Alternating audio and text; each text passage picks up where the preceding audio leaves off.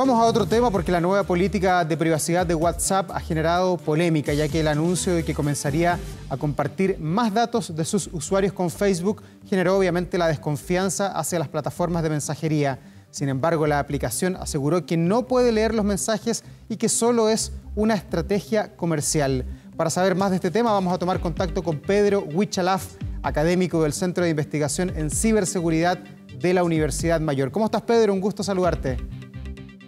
Muy buenos días, Davor. Sí, efectivamente este es un tema bastante importante, sobre todo en un mundo que está tan globalizado, donde hay que especificar las condiciones de privacidad son la forma en que la empresa maneja nuestros datos. Datos que no tan solo es la información que nosotros transmitimos, por ejemplo, a través de la mensajería de WhatsApp, sino de los llamados metadatos, que son información de conectividad. Por ejemplo, desde dónde te conectas, desde qué IP, lugar geográfico, algunos dispositivos, el sistema operativo. Y esta información es muy valiosa porque las empresas se lucran con esta información y muchas veces tú no sabes cómo lo hacen ni con quién comparten esta información. La polémica se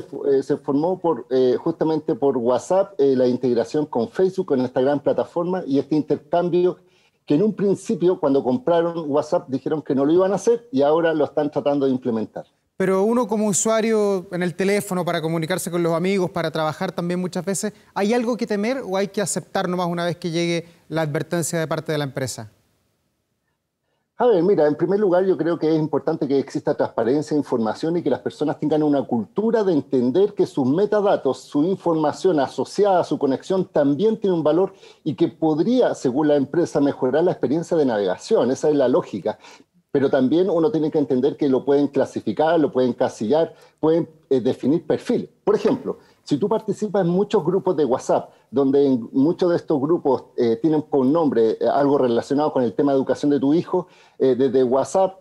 transfieren esa información, en este caso a Facebook, saben desde dónde te conectas y cuáles son, por ejemplo, tu dispositivo, y finalmente cuando tú entras a una red social, entras a Instagram o a cualquier página web y sale publicidad contextual, por ejemplo, relacionado con las próximas entradas de tus hijos al colegio, tú dices, ¿cómo supieron que yo tengo hijos o que están en época escolar? Y así se empieza a personalizar esta información. Pero ojo, esto no es tan solo comercial, también se pueden extrapolar para otros fines, como por ejemplo para fines políticos, para fines electorales, para fines de gusto. Así que es bastante relevante que la gente sepa si acepta estas nuevas condiciones o no.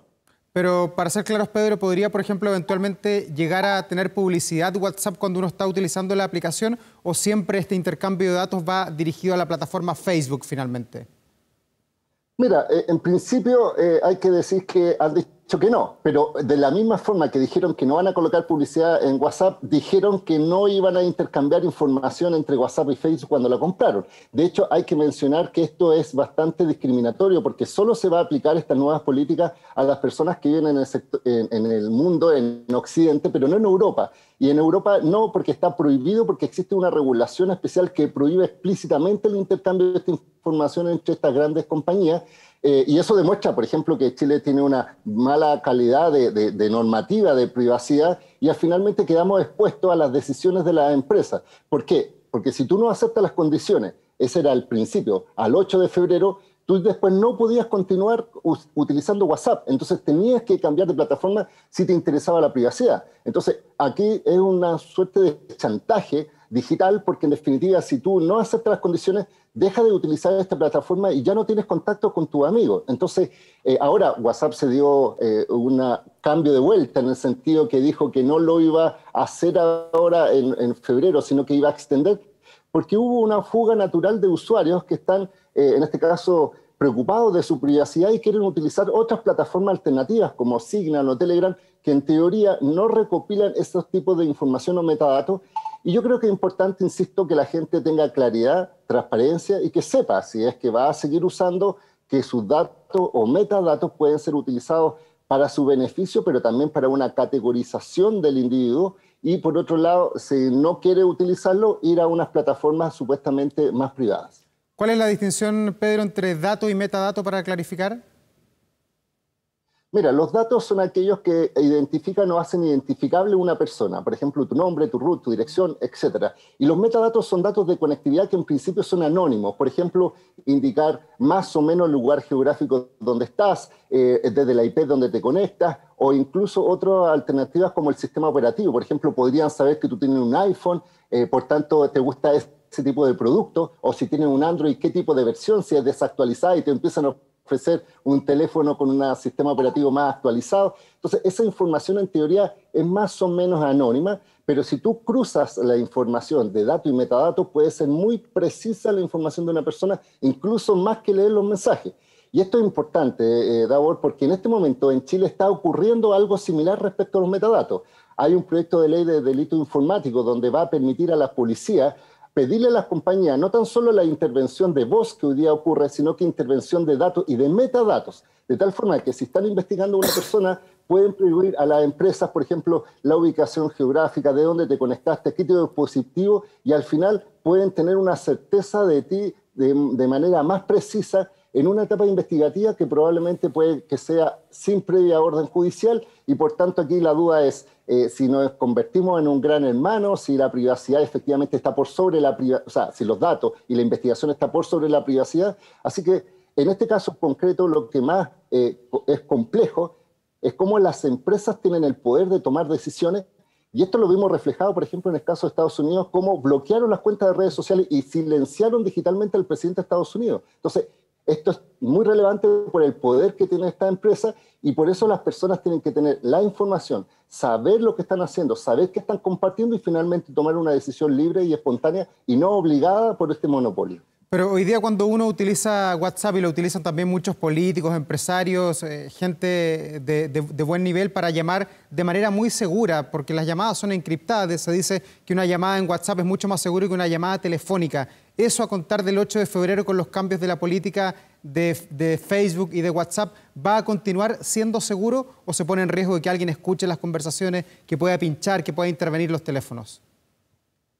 Mira, en principio, tal como tú dices, se mantiene esa lógica de encriptar los mensajes, pero hay que tener cuidado, porque hay que pensar que WhatsApp es parte de Facebook y tiene su casa central en Estados Unidos, por tanto nos regimos también por la regulación norteamericana. Por eso esto tiene una relación diferente a lo que pasa en Europa, donde WhatsApp también tiene una sucursal en Europa y se rige por la normativa europea, que en este caso el Reglamento de Protección de Datos Europeo, que protege de mejor forma y prohíbe que se hagan ese tipo de intervenciones. Entonces, si el día de mañana cambia la regulación en Estados Unidos y se permite, por ejemplo,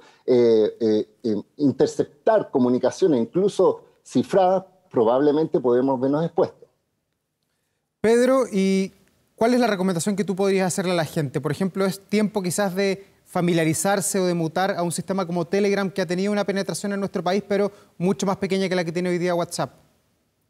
Sí, mira, efectivamente Telegram en solo 72 horas aumentó casi en 25 millones de usuarios nuevos. Existen en total más de 500 millones, pero WhatsApp tiene 2.000 millones de usuarios. Mi recomendación es que la gente utilice otras alternativas, porque muchas veces ha ocurrido que se ha caído Facebook o Telegram, o WhatsApp o Instagram algunos minutos, y como que la gente despierta y se da cuenta que existe otro mundo. Entonces, siento que hay que tener siempre alternativas, que la gente se familiarice, que no hay una predeterminación tecnológica por una aplicación en específica, por los riesgos que ello conlleva, y efectivamente darse cuenta que otras aplicaciones tienen otras particularidades, más cantidad de usuarios por canal, por ejemplo, la misma nivel de seguridad, menos información que se comparte, y por tanto siento que también hay que tener una mirada en este mundo globalizado, con todo este tema de la ciberseguridad y con toda esta figura de la necesidad de tener que estar conectados, y por tanto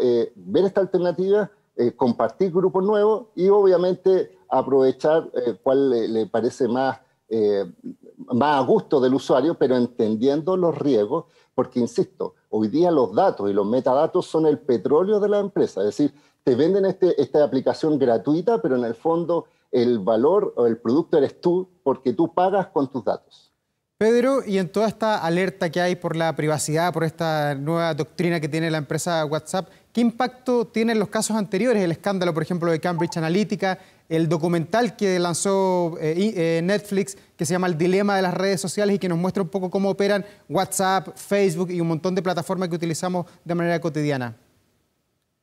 Bueno, eso está demostrando en los hechos lo que está ocurriendo. Hoy día, por ejemplo, si tú estás hablando sobre un producto y mágicamente abres Facebook y aparece publicidad sobre ese tema, obviamente es preocupante. O, por ejemplo, si tú estás pensando en salir de vacaciones y de repente sale publicidad respecto al lugar donde te va a gustar, arriendo de cabaña, arriendo, no sé,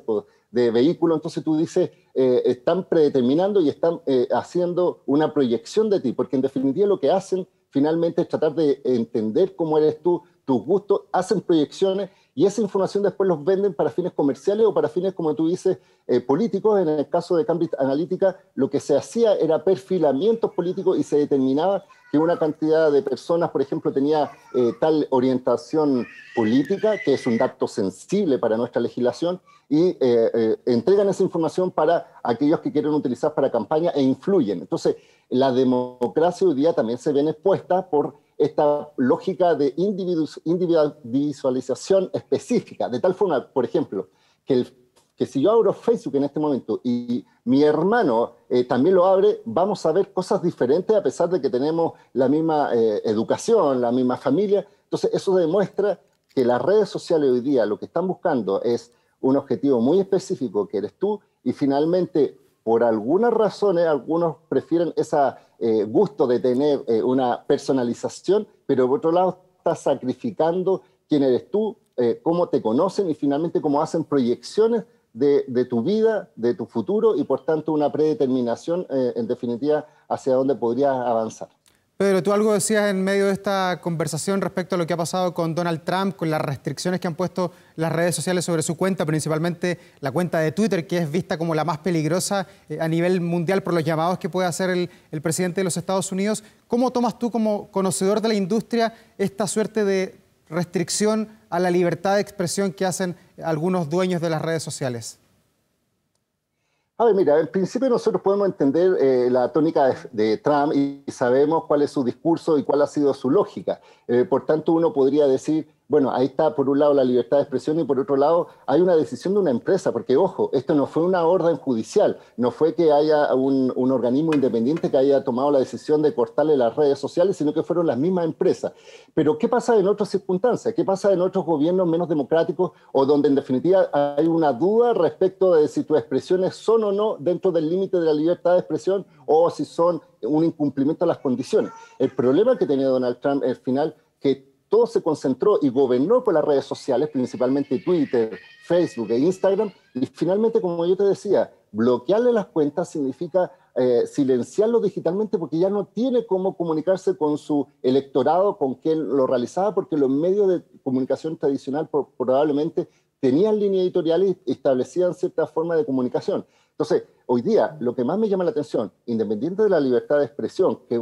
y además que es una garantía constitucional, es cómo una empresa privada toma el control y la decisión independiente de un órgano, en este caso como judicial, y esto se puede extrapolar a países como Chile, donde en definitiva cuentas importantes que uno puede también tener dudas respecto a su tipo de lenguaje, al racismo, por ejemplo, a la extrema derecha o la extrema izquierda, y en definitiva, ¿quién toma la decisión? Una empresa privada por las condiciones del sitio, condiciones de sitio que puede cambiar y mutar de acuerdo a la decisión empresarial, o tenemos que tener una lógica de regulación que dé garantías y obligaciones de responsabilidad. Porque, ojo, muchas empresas alegaban la irresponsabilidad de sus plataformas por los actos de sus usuarios, pero ahora nos damos cuenta que sí tienen la posibilidad de filtrar, de bloquear y establecer algunas condiciones y, por tanto, en cierta forma son responsables por otorgarle un espacio de comunicación a personas que entendemos que podría generar este tipo de efectos antidemocráticos. Así que es una discusión bien interesante, pero bastante contingente, y yo creo que en la actual legislación en Chile y además en el nuevo proceso constituyente deberían existir regulaciones respecto a la privacidad, redes sociales y también obviamente nuestras garantías y derechos y obligaciones digitales en este nuevo proceso constituyente.